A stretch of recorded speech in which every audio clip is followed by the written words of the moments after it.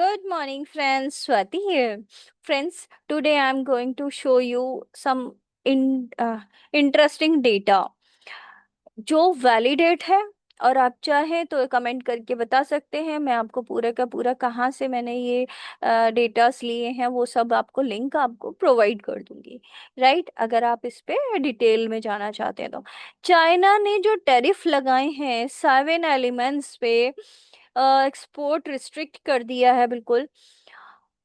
90% तो global market वो पूरा हिला दिया है इसने। अप्रैल से लेकर आप देख सकते हो धीरे धीरे इम्प्लीमेंट हो रहा है। और हम इंडियन मार्केट थोड़ा सा कोऑपरेट करने की कोशिश कर रहे हैं, बट उसका ओवरऑल जो है सिनेरियो चेंज हो गया है, जो कि आपके ये 5 इंडस्ट्री पे जो इंडस्ट्री ऑटोमेटिव इंडस्ट्री होगी, सेमीकंडक्टर होगी, डिफेंस हो गई, green energy, electronics, in industry पे सबसे ज्यादा इफेक्ट होगा। जो सबसे ज्यादा इफेक्ट है वो है चाइना पे, जो कि 60% है। म्यांमार पे सब काफी कम है। इंडिया पे बहुत ज्यादा कम है। इंडिया और सबसे कम है जो अदर्स हैं, तो इसीलिए मैंने मेंशन नहीं किया है। तो जो कम से थोड़ा ज्यादा होगा यार, वो है इंडिया का मार्केट इफेक्ट होगा। और सबसे ज्यादा चाइना का हो ही रहा है। राइट, तो ये आप देख सकते हो डेटास पूरे। जो कंट्री डिपेंडेंसी लेवल रहेंगे वो Japan, Germany, India, south Korea, France और यूएसए का रहेगा। यूएसए सबसे ज्यादा डिपेंडेंट है 100%। फिर आप देख सकते हो जापान का डेटा, फ्रांस का डेटा, साउथ कोरिया का, और इंडिया का, जर्मनी का। राइट, रिस्ट्रिक्ट एलिमेंट्स जो रहेंगे वो ऑलरेडी ये ईवी सेक्टर को ही अफेक्ट कर रहे हैं सबसे ज्यादा।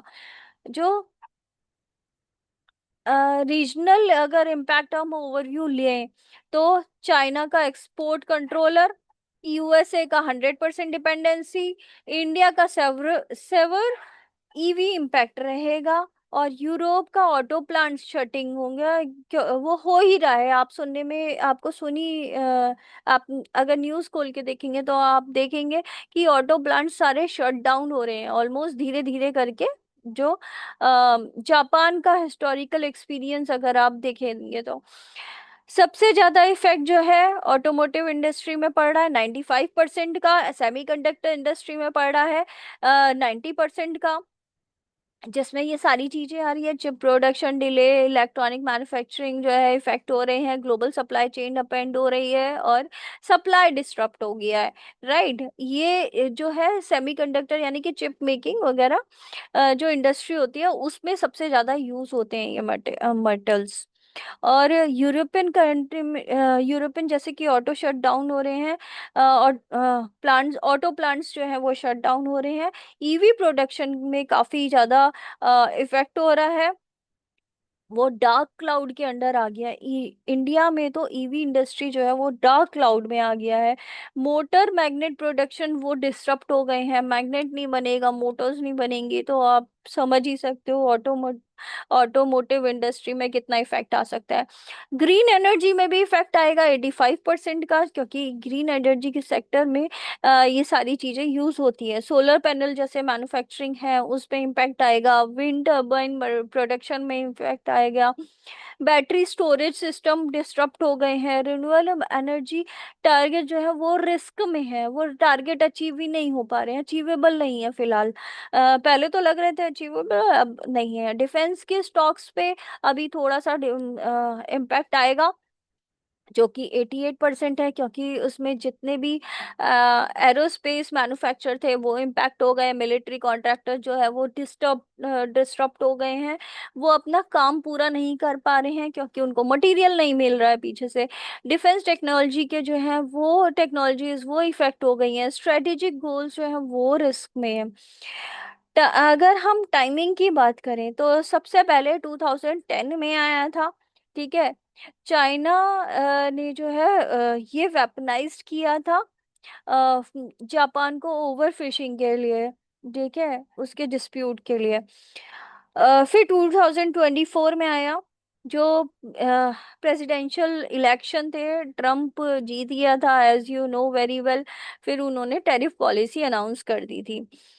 फिर जनवरी 2025 में ट्रम्प का इनॉग्रेशन था। उसमें ट्रेड टेंशन्स एस्केलेट किए गए थे। अप्रैल 2025 में चाइना ने अनाउंस कर दिया एक्सपोर्ट रिस्ट्रिक्शन 7 एलिमेंट्स पे। फिर अप्रैल में ही यूरोपियन ऑटो प्लांट्स जो है वो शट डाउन होने की न्यूज आई थी, जो कि अभी चल रहा है, अभी है। इंडस्ट्री जो है वो बहुत ज्यादा इफेक्ट हो रही है। ऑल्टरनेटिव जो है इसका, जियोपॉलिटिकल टेंशन जो है वो बढ़ेगी इसकी वजह से। अब इसका ऑल्टरनेट क्या हो सकता है, हम किस तरीके से इसको ओवरकम कर सकते हैं? राइट। इसको ओवरकम करने के तरीके हैं कि हम लोकल मार्केट पे ज्यादा रहे। लोकल मार्केट पे रहेंगे तो ज्यादा अच्छा रहेगा। और इनफैक्ट आप ये देख सकते हो,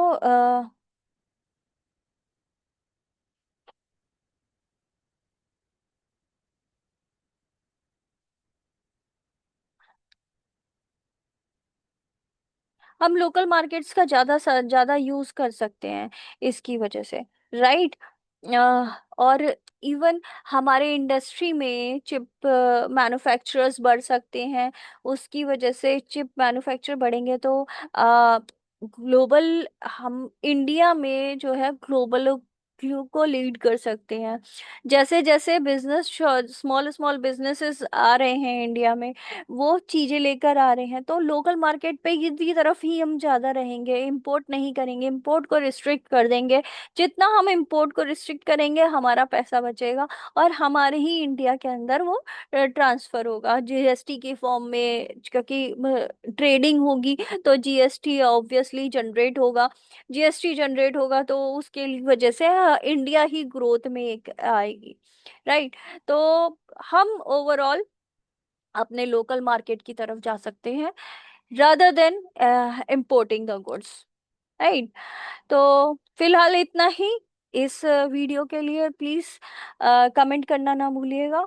अगर आपको डिटेल चाहिए आप कमेंट करिए। डिस्क्रिप्शन डिस्क्लेमर में सब कुछ लिखा हुआ है, स्टॉक का मार्केट में किस तरह से रिएक्ट होगा। अगर नहीं होता है, बाई चांस ऐसा कुछ नहीं होता है, 2-3 महीने बाद हम भी यही हैं, आप भी यही हैं, तो आप मुझे इसमें कमेंट करके बता सकते हो ऐसा कुछ नहीं हुआ है। राइट। तो मिलते हैं नेक्स्ट वीडियो में। Till then tune in, thank you.